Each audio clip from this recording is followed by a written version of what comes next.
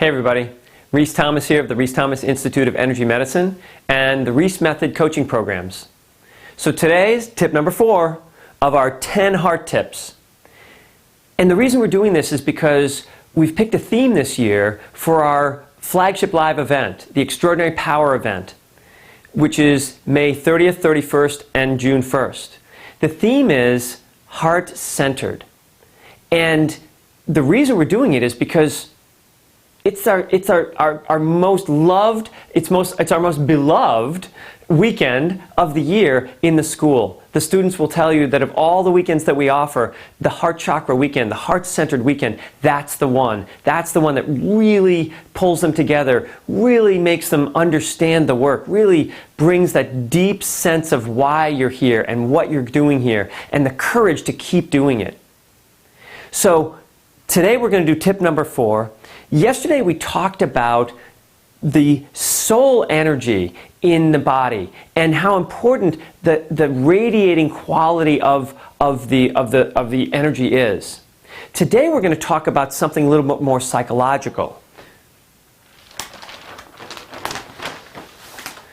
Tip number 4 is that the heart is a level of consciousness. Remember I said in tip number 2, we talked about that the heart represents all of our relationships, and they are all of our relationships. It's not like it represents them. Your relationships are your heart. And the heart also has an internal mechanism, an internal consciousness, an internal awareness of who you are. And what happens is that the heart is your self-reflective consciousness. And so when someone says, I'm going to go and meditate and be alone and I'm going to self-reflect, what they're saying is that they're going to work with their heart. It's important to understand that the heart, as much as its role in the world is to connect you to other people and bring you into relationship with people, it's also very important to come into yourself. If you don't spend any time in yourself, you have nothing really to offer someone else because you don't know who you are.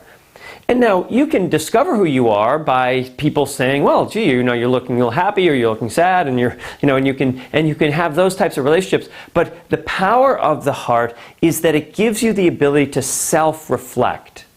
It is the soul itself, and so the soul can reflect on your wholeness. Your mind really is creating you, and so it really isn't good at reflecting on you. It's good at having an opinion about you.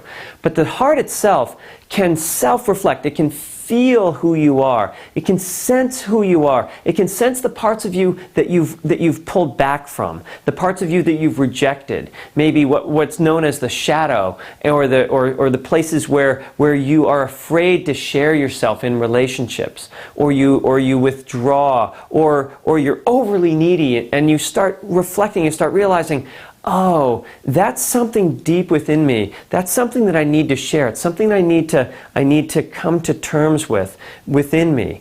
And the heart is certainly where you're going to have the ability to speak your truth and ask and you shall receive.